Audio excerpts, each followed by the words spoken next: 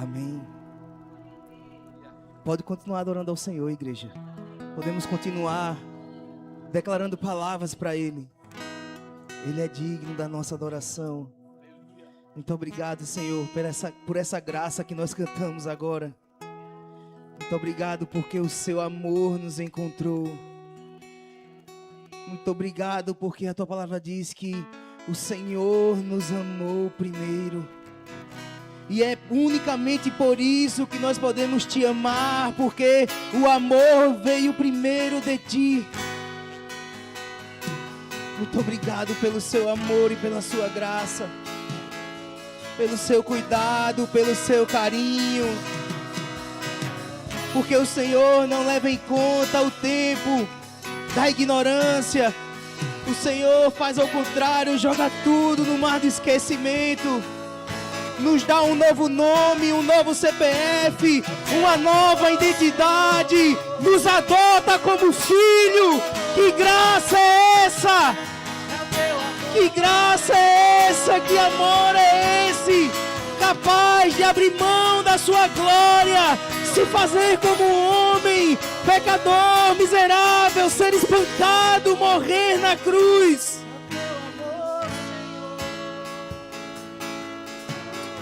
Nós precisamos ser constrangidos por essa mensagem.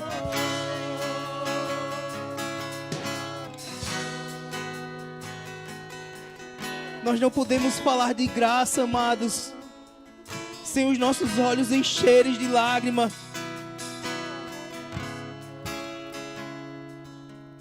Porque tudo que nós vivemos hoje, tudo que nós desfrutamos e o que ainda iremos desfrutar na eternidade, vem da graça de Deus. Aleluia. Aleluia. Muito obrigado, Jesus. Muito obrigado pelo seu amor, pelo seu sacrifício. Aleluia. Que amor é esse? Que amor é esse? Vamos declarar isso. Eu não entendo. Que amor é esse? Que amor é esse? Que amor é esse? Eu não entendo. Que conquistou meu coração, que mudou minha razão,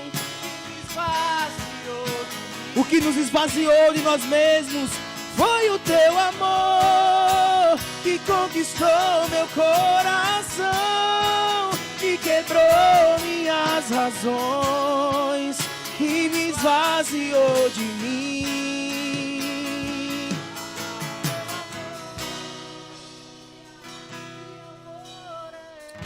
Que amor é esse? Que amor é esse? Nos invade com esse amor, Jesus. Eu não entendo. Aleluia. Podemos aplaudir a Ele mais uma vez? Aleluia, aleluia. Podemos sentar em nome de Jesus.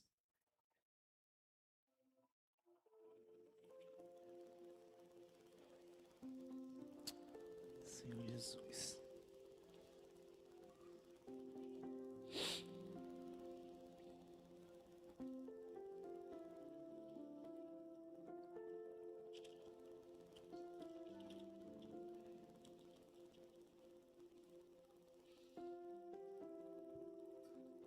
Irmãos, toda vez subir aqui é difícil. Bate nervosismo. E hoje não tá diferente não. É porque a gente, assim, engana, né? A gente disfarça aqui em cima, mas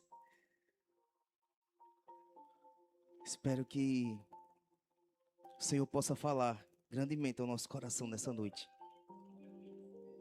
Amém? Vamos orar mais uma vez. Senhor, nós queremos abrir os nossos corações, Deus, nessa noite. Nós queremos declarar, Deus, que nós queremos ouvir a Tua voz, nós queremos aprender um pouco mais do Senhor, nós queremos ser ministrados pela Tua palavra, Senhor. Nos transforma, mexe conosco, muda tudo de lugar, faz o que o Senhor quer fazer nessa noite. Que o nosso coração seja uma terra fértil para a Tua palavra que vai ser semeada. Nós possamos guardar no nosso coração aquilo que vai ser dito, aquilo que vai ser escutado. Que o Senhor, Pai, em nome de Jesus, agora tome conta também dos nossos ouvidos, dos nossos olhos, das nossas mentes, nos faz cativo a este momento, Senhor. Que nós possamos estar focados somente em Ti e na Tua palavra, em nome de Jesus. Amados, antes da gente começar a palavra propriamente dita, eu queria falar rapidinho com vocês sobre algo que vai ser muito importante para a palavra, né? Nós vemos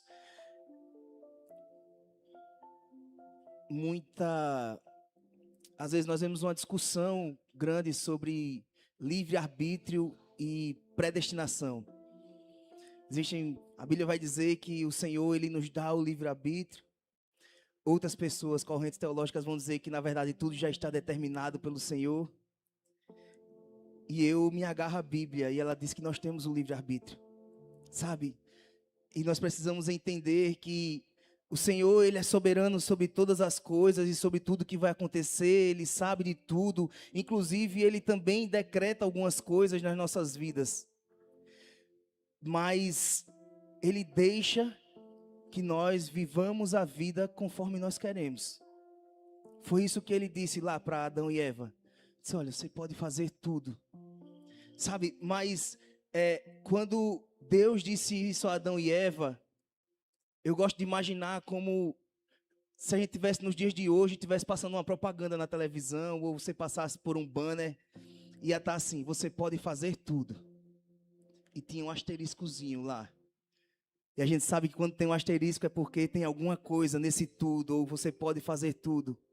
E existe algo que esbarra no nosso livre-arbítrio, que é a soberania da vontade do Senhor.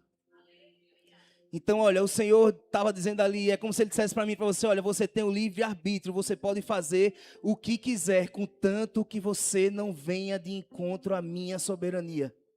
Contanto que você não vá praticar algo que me desonre, contanto que você não vá praticar algo que vá de encontro aos meus propósitos eternos, contanto que você não vá de encontro à minha glória, você é livre para fazer o que você quiser.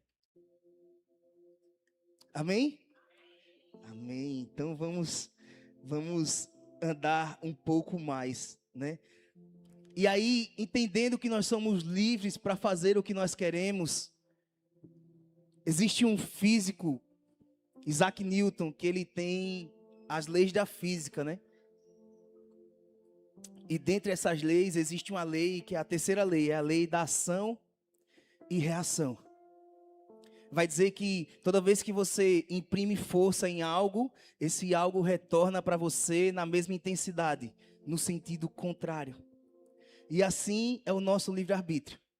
Tudo que nós fazemos, a força traz de volta. Então, quando nós temos uma ação, essa ação vai ter uma reação que gera uma consequência, e essa consequência ela pode ser boa ou não para as nossas vidas. Vai depender do caminho que nós estamos trilhando, vai depender daquilo que nós estamos fazendo, se está em conformidade com aquilo que o Senhor nos pede, com aquilo que a sua palavra diz, de acordo com os planos perfeitos que Ele tem para a nossa vida. Sabe, e eu entendo que o Senhor, Ele vai olhando as nossas atitudes. E é como se Ele fosse deixando as coisas acontecerem. Sabe, talvez Ele não tinha aquele futuro para nós, talvez Ele não queria aquela consequência, mas Ele nos deu o livre arbítrio. Sabe, e eu imagino, é como se o Ivan tivesse numa caminhada e o Senhor sabe que o Ivan vai cair ali, se ele continuar. Mas Ele me deu o livre-arbítrio. E Ele vai deixar que aconteça. Só que existem determinadas situações em que o Senhor não deixará acontecer. Porque isso talvez influenciará diretamente na glória dEle. Influenciará totalmente no propósito eterno dEle. E é nesses momentos em que a soberania do Senhor intervém nas nossas ações e diz: olha, você veio até aqui, mas a partir de agora as coisas vão acontecer de uma forma diferente. Abra sua Bíblia em 2 Samuel, capítulo 12. É muito engraçado, né, como o Senhor faz. O salmo que a Dani trouxe é justamente o salmo de Davi, gritando pelo que aconteceu nesse capítulo. Nós vamos começar, é um pouco extenso, mas vamos começar a partir do versículo 1, amém? 2 Samuel 12, desculpa, isso. Hoje nós estamos sem o data show, então abra a sua Bíblia e vamos acompanhando, amém? E o Senhor enviou a Davi o profeta Natã. Ao chegar, ele disse a Davi: 2 homens viviam numa cidade, um era rico e o outro era pobre. O rico possuía muitas ovelhas e bois, mas o pobre nada tinha, senão uma cordeirinha que havia comprado. Ele a criou e ela cresceu com ele e com seus filhos. Ela comia junto dele, bebia do seu copo e até dormia em seus braços. Era como uma filha para ele. Certo dia, um viajante chegou à casa do rico e este não quis pegar uma de suas próprias ovelhas ou de seus bois para preparar-lhe uma refeição. Em vez disso, preparou para o visitante a cordeira que pertencia ao pobre. Então Davi encheu-se de ira contra o homem e disse a Natã: juro pelo nome do Senhor que o homem que fez isso merece a morte. Deverá pagar 4 vezes o preço da cordeira, porquanto agiu sem misericórdia. Você é esse homem, disse Natã a Davi. E continuou: assim diz o Senhor, o Deus de Israel: eu o ungi rei de Israel e o livrei das mãos de Saul. Dei a você a casa e as mulheres do seu senhor. Dei a você a nação de Israel e Judá. E se tudo isso não fosse suficiente, eu teria dado ainda mais. Porque você desprezou a palavra do Senhor, fazendo o que ele reprova. Você matou Urias, o hitita, com a espada dos amonitas e ficou com a mulher dele. Por isso, a espada nunca se afastará da sua família, pois você me desprezou e tomou a mulher de Urias, o hitita, para sua mulher. Assim diz o Senhor: de sua própria família trarei desgraça sobre você. Tomarei as suas mulheres diante dos seus próprios olhos e as darei a outro. Ele se deitará com elas em plena luz do dia. Você fez isso às escondidas, mas eu farei diante de todo Israel, em plena luz do dia. Então Davi disse a Natã: pequei contra o Senhor. E Natã respondeu: o Senhor perdoou o seu pecado. Você não morrerá. Entretanto, uma vez que você insultou o Senhor, o menino morrerá. Depois que Natã foi para casa, o Senhor fez adoecer o filho que a mulher de Urias dera a Davi. Vamos parar aqui. E é muito interessante, amados, como nesse texto nós conseguimos enxergar tudo isso que nós conversamos aqui no começo. Sabe, Davi vivia o pleno gozo do livre-arbítrio do Senhor. Davi era alguém que amava Deus. Davi era alguém que se importava com a sua glória. Era alguém que conhecia o coração de Deus. E ainda assim, o Senhor deixou que ele vivesse a vida conforme suas próprias atitudes. E perceba, o Senhor, ele podia ter intervido quando Davi quis pecar com Batseba. Mas o Senhor disse: Ele pode fazer o que ele quiser, por enquanto. E Davi foi lá e se deitou com a mulher de Urias. Sabe, amados, o Senhor, Deus, Ele sabe tudo o que vai acontecer no tempo e no espaço, mas, sabe, eu creio que é como se o Senhor dissesse assim, Ele ainda pode se arrepender. Eu não preciso fazer nada com ele ainda, ele não precisa acontecer nada, ele pode se arrepender. E aí Davi faz justamente o contrário. Sabe, ao invés dele se constranger com aquilo que aconteceu, chega para ele a notícia. Ela está grávida. E aí Davi se aperreia e diz, traz Urias. Vamos dar um jeito aqui, vamos fazer com que ele se deite e ele vai imaginar que é dele. Vamos deixar tudo encoberto. Não acontece como ele queria, Urias não se deita e o Senhor está lá de cima olhando para Davi. Sabe, eu creio que o Senhor, com todas as forças dele, ele, sabe, imaginava meu filho. Sabe essa palavra quando Natan diz, olha, Deus disse, eu lhe ungi rei. O Senhor conhecia Davi, sabia do seu coração e ele devia imaginar e pensar, Davi vai se arrepender. E aí Davi, ao invés de, quando viu que nada ia dar certo, chegar e reconhecer como ele fez agora. Eu pequei, chama Urias, eu vou dar um jeito, eu vou resolver, não sei o que vai acontecer, mas esse pecado não pode continuar tendo mais atos e atos, tentando encobrir isso, mas ao invés disso, Davi diz, não, vamos fazer o seguinte então. Bota ele na frente do exército, e quando o pau começar a cantar, vocês recuam, deixa ele morrer. Porque ele morrendo, ele consegue trazer Batseba para ele. E aí, amados, chegou o momento em que Davi esbarrou na soberania do Senhor. Sabe, não se tratava mais de um único pecado, de um desejo, de um impulso, mas ele ceifou uma vida.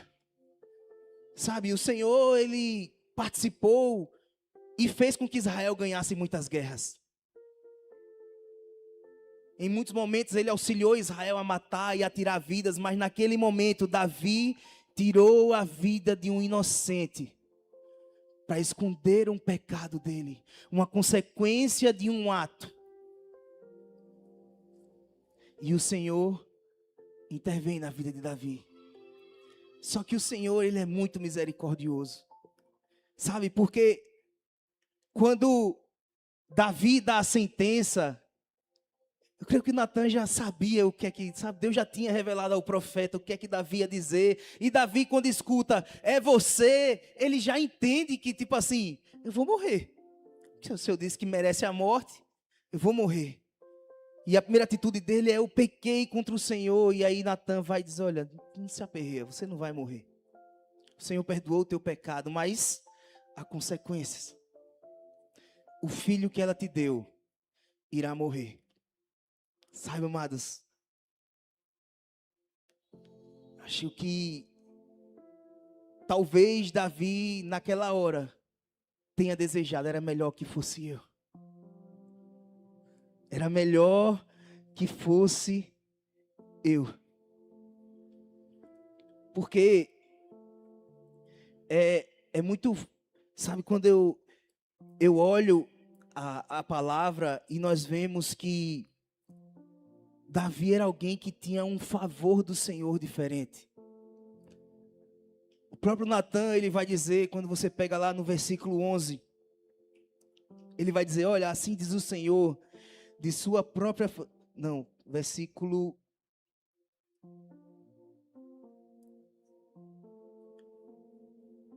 Só um segundinho. Versículo 7. Ele vai dizer, você é esse homem, disse Natan a Davi. E continuou, assim diz o Senhor, eu te ungi rei de Israel, livrei das mãos de Saul, dei a você a casa e as mulheres do seu senhor. Dei a você a nação de Israel e Judá, e se tudo isso não fosse suficiente, eu teria dado ainda mais. Sabe, Deus estava dizendo ali a Davi, por quê? Eu lhe dei tudo. E se o tudo ainda fosse pouco, eu teria dado mais, bastava que você me pedisse. sabe? E eu creio que enquanto aquelas palavras entravam no ouvido de Davi, aquilo era como se tivesse rasgando ele por dentro. Porque não há como você ouvir isso e talvez não passar pela mente dele um flashback muito rápido de tudo que aconteceu até aquele dia. Ele sendo chamado na casa do seu pai, sendo ungido rei. Ele derrotando Golias. Ele sendo perseguido por Saul e o Senhor livrando a ele, sabe?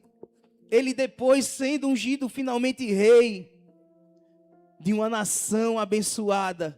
Do Senhor que ele tanto dizia que era forte e poderoso. Mas o Senhor estava dizendo, eu te dei tudo isso, Davi. Você agiu comigo com ingratidão. Porque é isso, eu já falei isso uma vez, quando nós pecamos, é como se nós disséssemos a Deus, olha, o que o Senhor me dá é insuficiente. Você, Deus, não é suficiente para mim. É isso. Quando eu e você escolhemos pecar, nós estamos dizendo, Deus, você não é suficiente para mim. E isso traz consequências para as nossas vidas. Falo com propriedade, já quebrei a cara, sou novo, mas tão novo, mas já dei minhas cabeçadas na vida e tive muitas consequências disso. Sabe, e Davi, diante daquele cenário, o que fazer? O que Davi poderia fazer diante de um decreto daquele? Olha, seu filho irá morrer. E a palavra diz que tão logo Natã saiu, o Senhor fez o seu filho adoecer. Vamos continuar na palavra. Versículo 16. E Davi implorou a Deus em favor da criança. Ele jejuou e, entrando em casa, passou a noite deitado no chão. Os oficiais do palácio tentaram fazê-lo levantar-se do chão, mas ele não quis e recusou comer. 7 dias depois, a criança morreu. Os conselheiros de Davi ficaram com medo de dizer-lhe que a criança estava morta e comentaram: enquanto a criança ainda estava viva, falamos com ele e ele não quis escutar-nos.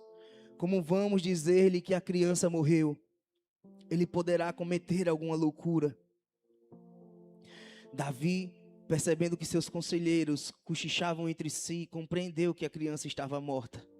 E perguntou, a criança morreu? Sim, morreu, responderam eles. Então Davi levantou-se do chão, lavou-se, perfumou-se, trocou de roupa, entrou no santuário do Senhor e o adorou. E voltando ao palácio, pediu que lhe preparassem uma refeição e comeu. Vamos parar mais um pouco. E aqui nós chegamos no tema da palavra dessa noite, que é: lute pelo favor, mas descanse na soberania. Nós precisamos entender, amado, aprender com Davi. Olha, enquanto há fôlego, nós lutaremos. Mas quando chegar o momento em que o Senhor cumprir o seu decreto, aí nós descansaremos. Nós precisamos entender aquilo que a palavra diz, que a vontade dele é boa, perfeita e agradável. A palavra não diz que a vontade dele é igual à nossa, não é que a vontade dele vai ser igual à minha, não é que ele irá fazer a minha vontade, é que a vontade dele é boa, perfeita e agradável. Sabe, Davi, ele conhecia demais o Senhor, e meu Deus, quantas coisas lindas ele escreveu em Salmos. E ele entendia que, olha, enquanto a criança não morrer, eu lutarei. Ele buscou o favor do Senhor, ele passou 7 dias deitado no chão, sem comer, sem tomar banho, somente orando e chorando, mas no dia em que ele soube que o filho dele morreu, ele disse, se completou a vontade do Senhor. E o que foi que ele fez? Ele tomou um banho, se perfumou e foi para a casa do Senhor adorar a Ele. Porque Davi entendia que ele era digno de toda adoração. Sabe, amados, eu tenho certeza que se Deus tivesse mudado o seu decreto, Davi iria fazer uma festa maior ainda. Mas a palavra diz que ele ainda assim foi para a casa do Senhor e o adorou. E conhecendo como nós vemos Davi na Bíblia, não foi qualquer adoração, porque ele nunca adorava ao Senhor de uma forma tranquila. Ele era alguém que entendia que ele merecia ser adorado com dança, com louvor, com cântico, com palmas, com todos os instrumentos. Davi era alguém que sabia e entendia a importância de dar a dignidade que o Senhor merece, independente do que estava acontecendo. Independente se o Senhor estava fazendo ou não aquilo que ele queria. Às vezes, quando eu estou lendo sobre Davi, eu lembro muito daquela canção do Marcos Brunet, né? Que ele vai falar que leva-me, Senhor, às tuas câmaras de amor. Leva-me ao centro do teu coração. Sabe, amado, se tem alguém que chegou muito perto do coração do Senhor, essa pessoa foi Davi. Porque eu olho para Davi e é impossível que um pastor de ovelhas, que talvez não tinha tanta instrução, escrever coisas tão lindas sobre o Senhor, sobre confiar nele. Então, sabe, Davi era alguém que talvez não era o mais estudado, não era o mais letrado, mas ele tinha muita experiência com Deus. Ele tinha muita experiência e não é à toa que ele foi o rei escolhido por Deus. Sabe, quando a palavra do Senhor vai dizer lá que Davi foi um homem segundo o coração de Deus, olha, não é porque Davi tinha um coração parecido com Deus. É porque Davi foi a escolha do coração de Deus. Sabe, é impossível que um ser humano possa ter o coração semelhante ao coração do Senhor. Por mais que ele seja bom, por mais que ele mortifique a sua carne, é impossível. Mas Davi foi a escolha do coração de Deus. Saul foi escolhido pelo povo. Deus não queria, não era o que Deus tinha para aquele tempo, mas ele disse: é o que o povo quer. Vai lá, Samuel, unge. Mas quando chegou o momento de intervir por conta da sua glória, ele mudou tudo para Israel. Israel teve o livre-arbítrio, o Senhor deixou. Vocês querem escolher? Então tá certo. Ele ainda diz: não é o tempo, eu não quero agora, mas o povo quer. Unge Samuel. Mas aí chegou um momento, amados, em que Saul perdeu todos os trilhos. Todos os trilhos. Ele se encheu de vaidade. E aí chegou o momento em que Saul desobedeceu o Senhor. Tentou camuflar, dizendo: não, mas eu sacrifiquei. Não era isso que o Senhor tinha pedido. E aí vem aquela frase, né? Melhor obedecer do que sacrificar. É melhor obedecer ao Senhor do que tentar camuflar uma atitude, sabe, de rebeldia. Porque foi isso que Saul fez. Saul foi rebelde com o Senhor, mas ele quis camuflar. Vou dar um jeitinho aqui. Vou sacrificar aqui alguns e vou dizer que eu sacrifiquei em nome do Senhor.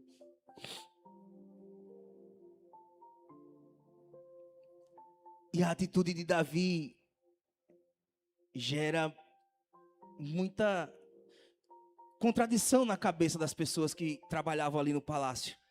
Como é que pode? Acho que alguns pensaram: esse homem ficou louco de vez. E eles vão indagar a ele. Versículo 21. Seus conselheiros lhe perguntaram: por que ages assim? Enquanto a criança estava viva, jejuaste e choraste, mas agora que a criança está morta, te levantas e comes? Ele respondeu: enquanto a criança ainda estava viva, jejuei e chorei. Eu pensava: quem sabe, talvez o Senhor tenha misericórdia de mim e deixe a criança viver. Mas agora que ela morreu, por que deveria jejuar? Poderia eu trazê-la de volta à vida? eu irei até ela, mas ela não voltará para mim. Sabe, Davi, ele tinha essa compreensão de que, olha, se o Senhor cumpriu o seu decreto, não há mais o que fazer. A sua vontade foi completada. Porque nós vemos diversos episódios na Bíblia em que o decreto do Senhor veio e a morte veio instantaneamente. Mas aqui o Senhor ainda deu uma sobrevida ao filho de Davi. É como se o Senhor estivesse testando o coração dele. E Davi entendia isso e disse, eu vou lutar. Eu conheço o Deus que eu sirvo e se ele não matou de vez, ainda há esperança. Mas a partir do momento em que o Senhor foi lá e disse, sabe, ceifou a vida da criança, Davi descansou e disse, não há mais o que ser feito, uma coisa é certa, ela não voltará. Um dia eu irei até ela. Sabe, a Bíblia ela não tem muitos eventos de ressurreição. E nesse caso aqui em específico, eu creio que Davi entendia tanto o coração do Senhor, que ele dizia, olha, ele pensou, a criança foi morta por um único motivo. Um erro meu, um pecado, foi gerada uma consequência. Não faz sentido o Senhor trazê-la de volta. Porque existem passagens na Bíblia que pessoas morreram. Crianças morreram, Lázaro morreu e foi ressuscitado. Por quê? Porque era para a glória do Senhor. Mas a criança não foi morta para uma glória. Ela foi morta para que Davi entendesse a soberania do Deus dele. E é por isso que Davi, quando entende que a criança morreu, ele diz, não faz sentido. Eu posso fazer o que eu quiser aqui, eu posso rasgar, eu posso me chicotear, eu posso começar a me cortar, posso pegar quantos novilhos, quantos bois, eu posso pegar toda a criatura daqui, toda a criação de Israel, e não mudará o favor do Senhor.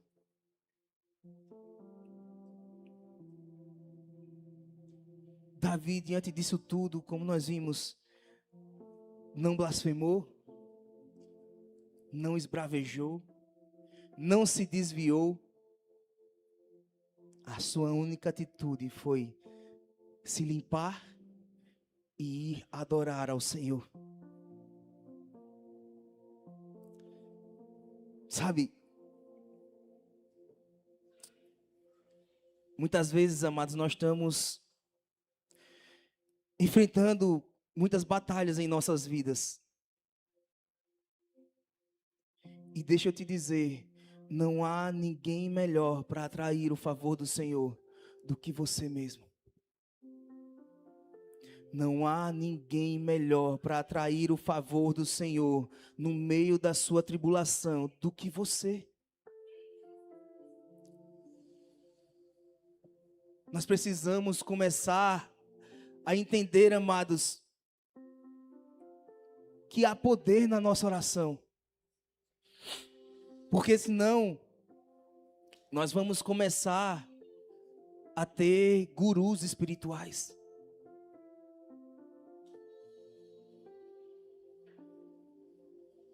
Meu Deus, meu filho adoeceu, vou ligar para a pastora. Ora nele. Quero que você me entenda, não estou dizendo que você não pode procurar a pastora, você procure a pastora, mas comece a entender que pelo seu filho, ninguém melhor do que você para orar. Pelo seu casamento, ninguém melhor do que você para orar. Por uma enfermidade, ninguém melhor do que você para orar.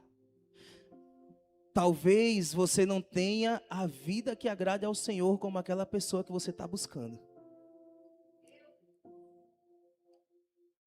E aí talvez você precise dar 2 passos atrás e dizer, eu preciso me alinhar com o Senhor.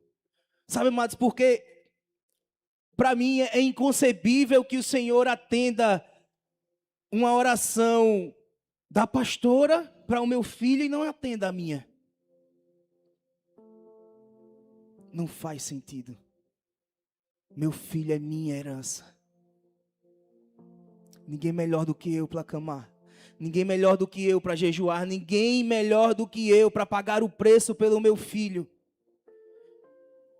E se eu orei e não aconteceu, e a pastora chegou, orou, e na mesma hora ele se levantou, é a minha vida que está faltando. Não é o Senhor. Não é o Senhor. Nós precisamos entender que, sabe, o Senhor, Ele não está interessado em dar glória à pastora. Ele não está interessado em dar glória a alguém que se move no dom de cura. Ele se preocupa com a glória dele. Então, se Deus está fazendo através de alguém e não fez através de você, é só a sua vida que precisa entrar no trilho.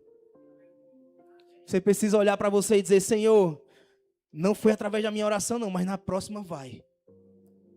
Eu vou me levantar, me mostra o que é que eu preciso. Pastora, como é a sua vida? Pastor, o que é que a senhora faz? Não é pecado, irmão. É espelho. Paulo diz: sede meus imitadores como eu sou de Cristo. Se tu vê e admira a pastora, pastora, o que é que a senhora faz de diferente? Só para eu entender assim, porque eu vejo a senhora orar e acontece, eu vejo vir os problemas, a senhora não se desespera. Algo existe que ela faz que garante a ela essa paz, que garante a ela orar e o Senhor fazer naquele momento.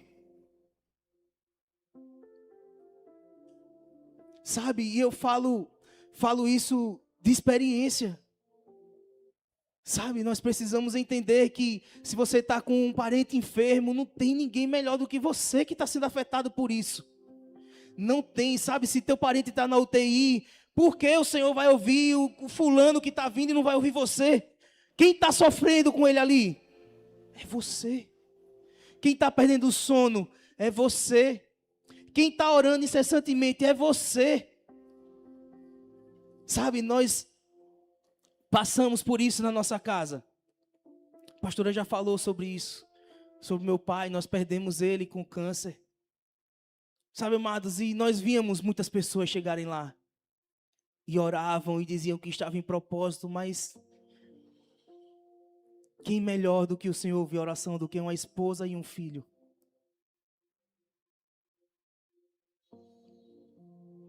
Sabe, e deixa eu te dizer, nenhuma batalha é em vão. Nenhuma batalha é em vão. Sabe por quê? Meu pai, ele descobriu o câncer por volta de novembro, dezembro de um ano. E ele veio a falecer. Eu sou meio ruim, essa data eu não guardo não, mas em agosto do outro ano. E nós oramos muito, amado. Muito, muito, muito, muito, muito. Talvez foi o tempo em que eu mais orei ao Senhor. Foi naquele tempo. E nós orávamos. E aprove o Senhor recolher o meu pai. Mas antes de recolher, aconteceu algo muito interessante. Eu não lembro ao certo, e quando eu estava meditando no Senhor, Ele me fez lembrar disso.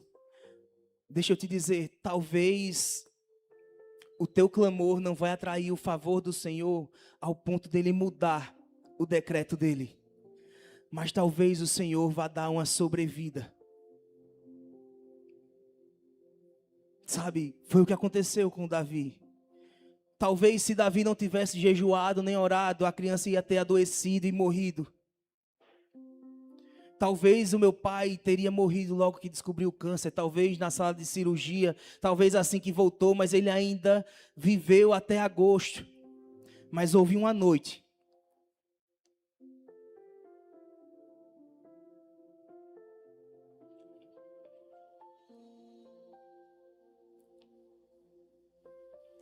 em que minha mãe chamou na mesa e ela disse: filho, eu não lembro se o Senhor ministrou a ela, mas alguém ministrou.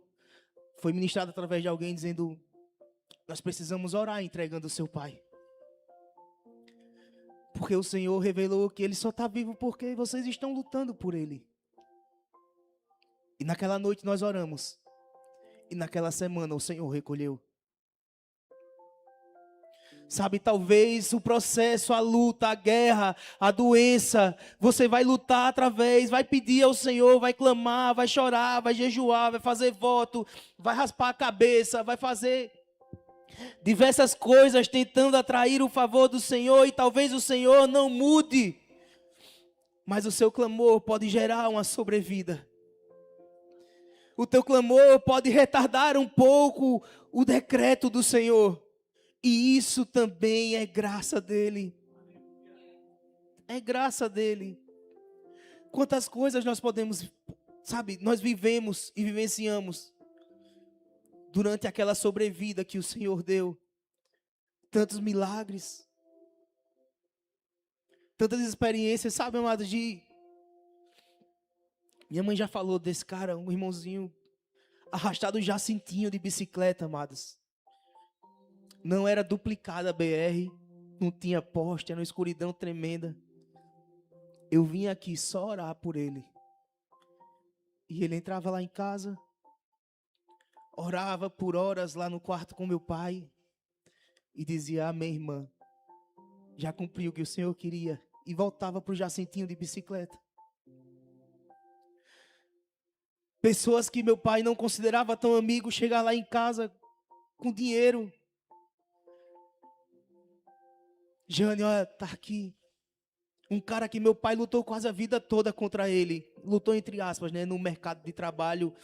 Eram rivais, depois viraram amigos, conhecidos. Chegou lá e disse: tá aqui. Não abra agora não. Ele dizia assim: não abra agora não, porque ele se constrangia de estar ali dando dinheiro. Ver a casa cheia e não faltar alimento para ninguém. Quando nós olhamos a Bíblia, nós vemos muitas situações em que ocorreram como Davi. Personagens da Bíblia que enfrentaram um processo, um decreto do Senhor e lutaram para mudar aquilo que o Senhor tinha decretado e o Senhor não mudou. Nós temos Moisés. Moisés lá em Deuteronômio 3, 23, 27, do 23 ao 27, vai dizer que naquela ocasião implorei ao Senhor, aqui é Moisés falando: ó soberano Senhor, tu começaste a mostrar a teu servo a tua grandeza e a tua mão poderosa. Que Deus existe no céu ou na terra que possa realizar tuas obras e os teus feitos poderosos. Deixa-me atravessar, eu te suplico, e ver a boa terra do outro lado do Jordão, a bela região montanhosa e o Líbano. Todavia, por causa de vocês, o Senhor irou-se contra mim e não quis me atender. Basta, ele disse, não me fala mais sobre isso. Suba ao ponto mais alto do Pisga e olhe para o oeste, para o norte, para o sul e para o leste.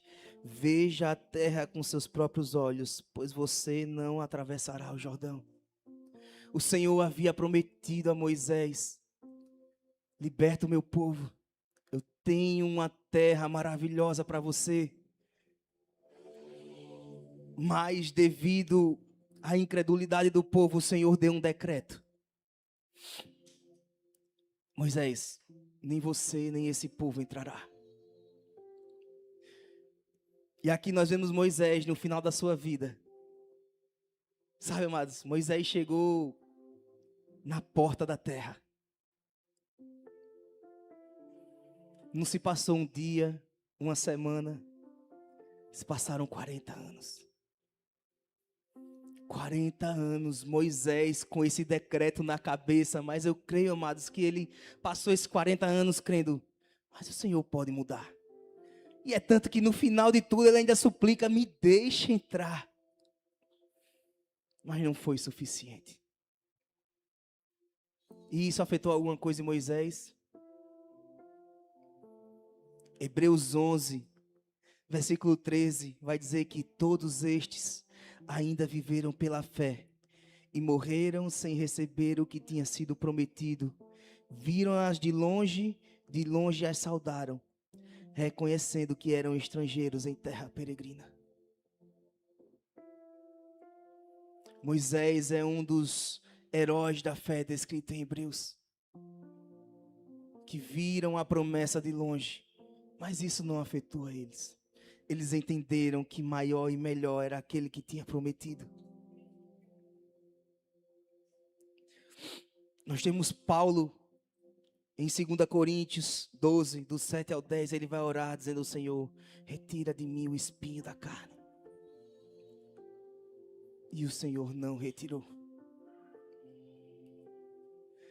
Nós temos o próprio Samuel, quando o Senhor decreta: destitua Saul.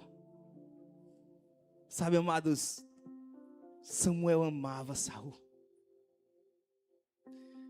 Saul era como se fosse um filho para ele. E imagine alguém que era, sabe, tido como um profeta do Senhor, alguém que agia em nome do Senhor, dizer: eu vou ter que tirar o meu filho do trono de Israel. E Samuel, ele não se conforma com aquilo que o Senhor tinha decretado. Em 1 Samuel 15, vai mostrar esse inconformismo de Samuel. No verso 10 e 11, ele vai dizer: então o Senhor falou a Samuel: arrependo-me de ter posto Saul como rei, pois ele me abandonou e não seguiu as minhas instruções. Samuel ficou irado e clamou ao Senhor toda aquela noite. E aí, quando nós vamos no capítulo 16, no verso 1, depois que ele dá a notícia a Saul, o Senhor chega para Samuel e diz: até quando você irá se entristecer por causa de Saul? Eu o rejeito como rei de Israel. Encha um chifre com óleo e vá a Belém. Eu o enviarei a Jessé. Perceba, o Senhor já tinha dado o decreto a Samuel.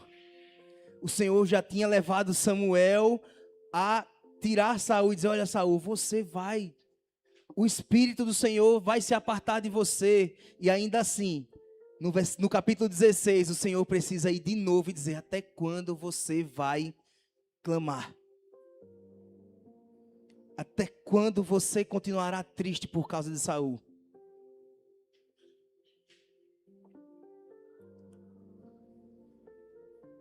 E aí você deve estar se perguntando: poxa, Ivan, mas do que vale então? Porque até agora, né, não teve jeito, ninguém escapou. Todo mundo que tinha o decreto, o Senhor foi lá e cumpriu o seu decreto. Como diz aquele meme: você é louco, não compensa. Compensa enfrentar essa guerra para no final não ter a vitória, né? Mas nós temos alguns momentos, amados, em que o Senhor mudou o decreto. Êxodo 32, do 9 ao 14, o mesmo Moisés que orou ao Senhor. E o Senhor disse: você não irá entrar na terra. Olha o que acontece com ele. A partir do versículo 9. Disse o Senhor a Moisés: tenho visto que este povo é um povo obstinado. Deixe-me agora para que a minha ira se acenda contra eles e eu os destrua. Depois farei de você uma grande nação.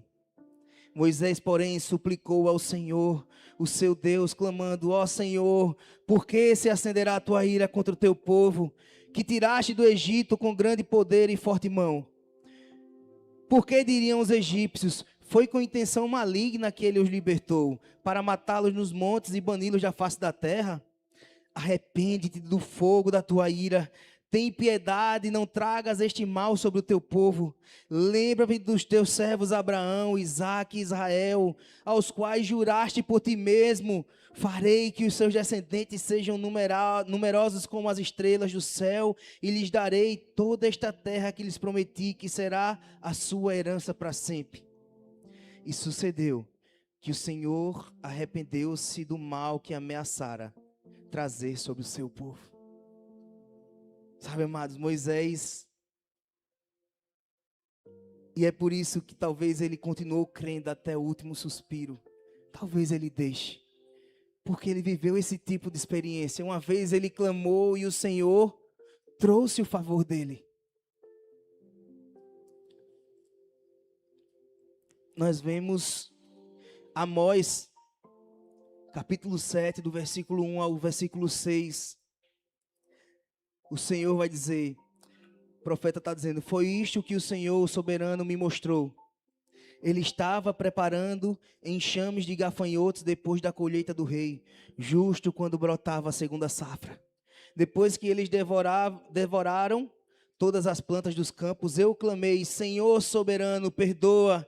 Como Jacó poderá sobreviver? Ele é tão pequeno. Então o Senhor arrependeu-se e declarou: isso não acontecerá. Mais uma vez o Senhor mostrou ao profeta o que iria acontecer, e ele clamou: olha, tem piedade, como sobreviveremos se o Senhor cumprisse o que o Senhor está me mostrando? E o Senhor vai dizer: olha, isso não vai acontecer. E nós temos um exemplo que se assemelha muito com o que eu falei da minha experiência, de quando o clamor de alguém talvez não muda o decreto, mas dá uma sobrevida. 2 Reis 20, do 1 ao 6, vai falar sobre o rei Ezequias. O rei Ezequias tinha tido um decreto: você morrerá. E o que foi que ele fez? Clamou, buscou o favor do Senhor, e o que foi que o Senhor fez na vida dele? Acrescentou 15 anos.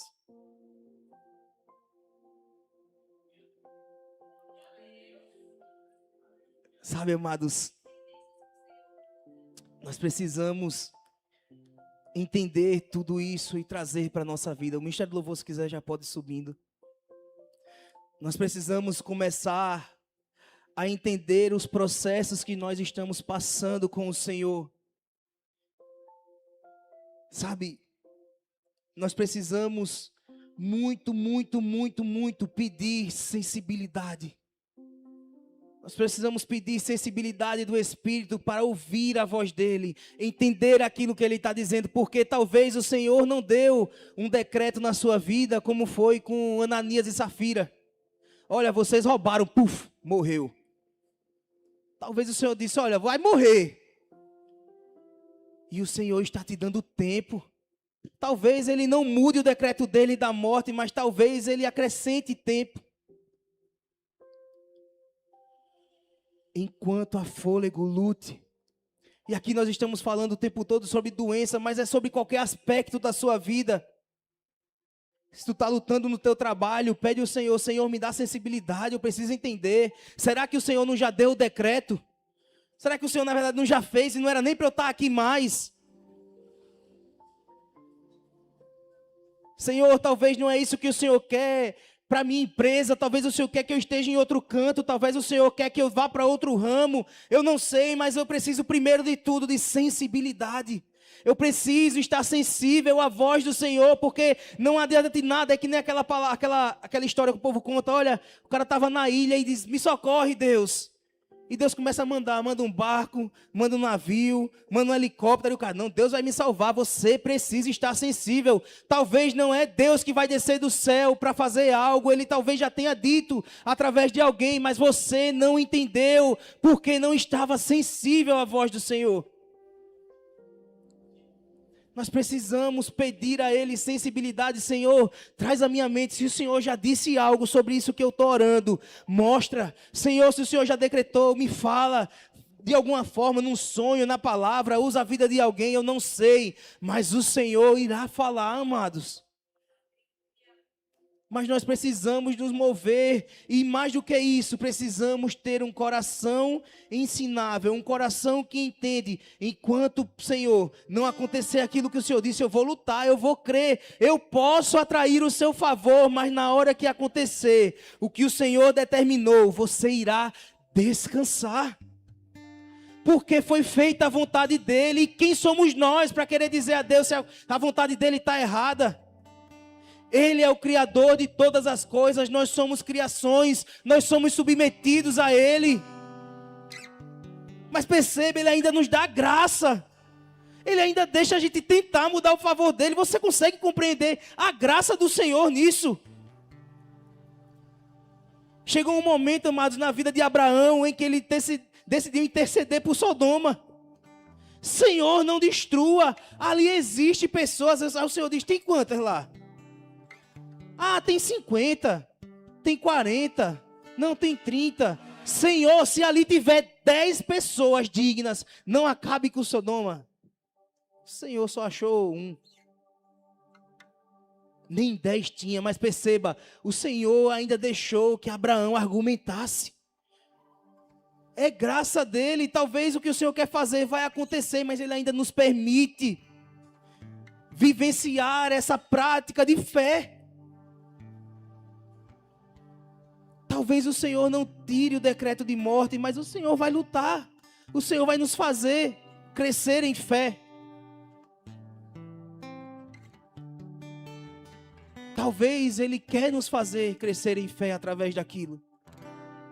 Porque nem sempre, amados, o que você está passando também é uma consequência de algum ato. Talvez seja simplesmente o Senhor querendo aplicar a sua soberania na sua vida. Talvez chegou o ponto em que já deu o seu livre-arbítrio. Com laços de amor Ele nos atrai. Com laços de amor, amado, mas se o amor não funcionar de alguma forma, sabe, de uma forma ou de outra, Ele nos terá. Ele nos terá. Talvez o que você está passando é o Senhor dizendo, eu não quero lhe perder. Talvez toda a dor, todo o sofrimento, todo o desespero de alma é o Senhor dizendo, lembra de mim. Lembra de mim, você precisa praticar o que você lê. Traz à tua lembrança aquilo que te traz esperança.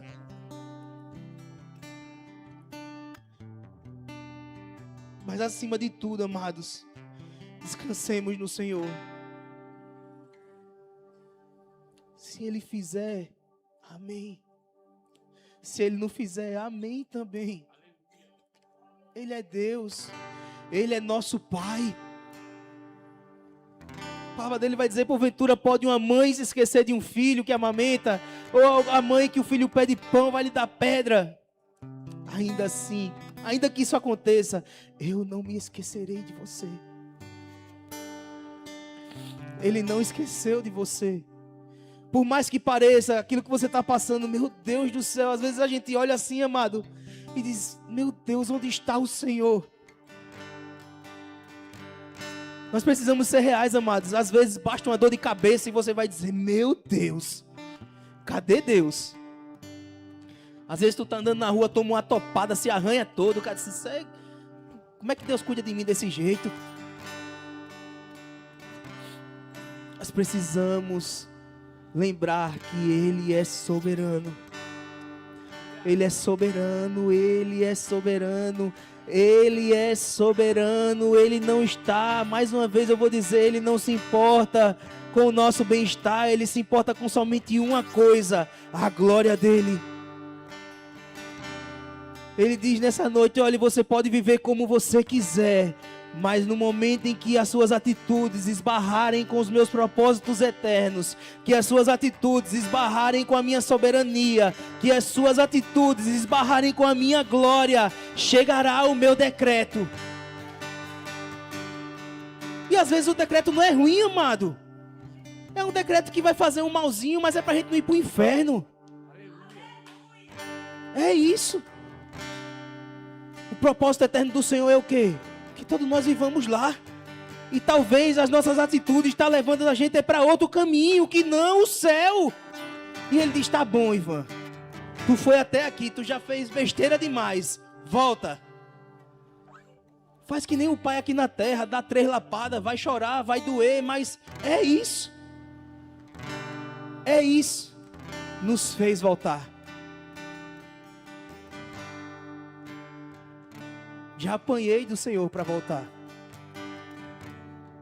E glória a Deus por isso. Prova que nós somos amados por Ele. Até o castigo que o Senhor nos inflige é amor. É amor. Nós precisamos enxergar o amor do Senhor até nas participações de sofrimento. Se Ele não poupou o Filho dEle, pelo propósito eterno, Ele não nos poupará. Aleluia! Amém! É isso, amados, é difícil entender isso, é difícil aceitar isso, mas é isso, quando nós olhamos, eu amo muito as experiências do Velho Testamento, mas quando eu quero pensar em como viver, eu olho para o Novo Testamento, e eu olho para os discípulos, e eu olho para os apóstolos, sabe por que talvez seja muito difícil eu querer ser igual a Jesus, e pensar em imaginar chegar perto dele, mas quando eu olho os discípulos e apóstolos, não é outra coisa. É o cara sofrendo, sendo chicoteado e sorrindo. Dizendo, nossa, eu estou sofrendo o que Jesus sofreu. Você é louco, isso é bom demais. Para mim é privilégio, Paulo diz, para mim é honra carregar no corpo as marcas de Cristo. Alguém olhar para mim e dizer, olha, tá vendo as costas de Paulo? Meu Deus, é igual as costas de Jesus. Pedro disse, eu não sou digno de ser crucificado como ele. Me bota de cabeça para baixo, porque que nem ele, nem isso eu posso sofrer. Eu não sou digno nem de morrer como ele. Porque ele nos livraria do sofrimento. Mas uma coisa certa, nós fazemos como Paulo diz, nós caminhamos com os olhos fixados na eternidade. A fim de chegar lá e só ouvir dele, seja bem-vindo, filho amado. Nós precisamos, sabe, amados, começar a nos importar mais em produzir algo na eternidade do que na terra. Porque quando nós chegarmos lá, o Senhor vai olhar para as nossas mãos e em uma mão vai ter o que a gente produziu de material, na outra mão o que a gente produziu de eternidade. E se você tiver mais coisas do mundo do que da eternidade, talvez as coisas não fiquem muito bem para você e para mim. Não é pecado querermos bens materiais. Não é pecado nós queremos ter uma vida confortável. É muito bom. Também quero. Mas nada pode ser maior do que o propósito do Senhor. Nada, nada, nada pode ser maior do que os desígnios dele para mim e para a sua vida. Que em nome de Jesus você possa entender. Se está passando, amados, por alguma guerra, veste as armaduras, parte para cima. Deus forte está conosco, Ele que deu o decreto, mas sabe, Deus dá o decreto e quando o decreto não é imediato, eu acho que Deus fica de lá, sabe, tipo, vai lá, vai, tu vai aprender. Não sei se eu vou mudar mais para frente, mas vai. Sabe, é como quando a gente vê um filho da gente que está aprendendo uma coisa nova. Ou a nadar, ou andar de bicicleta, sabe? Vai. Veste as armaduras. Guerreia essa guerra. Se o Senhor deu, é porque está aí. Pra gente. Ele não dá um fardo maior do que nós possamos carregar. Só precisamos estar disponíveis e dispostos a aprender com o que Ele está nos dando. Que acima de tudo, nós façamos o que possamos fazer, tenhamos a atitude que possamos ter durante toda essa luta pelo favor do Senhor, mas que uma coisa seja muito certa em nossa vida. Quando o decreto final acontecer, seja pelo favor ou não, descansemos nele. Que o Senhor tenha o nosso coração. Sabe, tem uma canção do Drops, que ele fala assim, tu tens meu coração nos dias bons e nos dias maus. Que Ele nos tenha nos dias maus. Nos dias bons é muito bom, amado. Oh, meu Deus, quando o arco-íris está no céu, como é bom. O cara acorda cantando, cantarolando. O Senhor é bom. Deus é bom o tempo todo Deus é bom. Mas na hora que o céu está nublado, que as tempestades vêm no nosso barco. Como é difícil continuar dizendo: o Senhor é bom.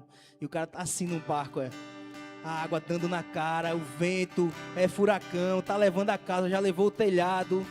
Você talvez olha pro seu armário, tá sem comida. É difícil sair que o Senhor é bom. É difícil, sabe, amados? E eu confesso a vocês, eu saí mal da minha experiência. E tá tudo bem. Eu não tive o coração de Davi. Eu era muito jovem ainda, tinha 17 anos. Já conhecia o Senhor de novo, mas não conseguia entender a soberania do Senhor. Ah, Ivan, e você se revoltou? Não. Talvez tivesse... Meu Deus, me perdoe que eu vou falar, mas talvez tivesse até sido melhor se tivesse havido uma revolta. Não. Eu fui morto aí mesmo. Por muitos anos. Muitos anos. Muitos anos. Vinha para a igreja, mas era como se nada acontecesse. Então por isso que eu digo, olha, se eu posso te dizer, e é por experiência própria, clame pelo favor, mas diga: Senhor, eu estou nessa guerra, mas se não acontecer, guarda o meu coração. Blinda o meu coração, não deixa isso afetar o meu amor pelo Senhor. Me faz te amar loucamente todos os dias. Me faz ter a certeza que tu podes fazer, mas se não fizer, ainda assim, tu terás o meu coração.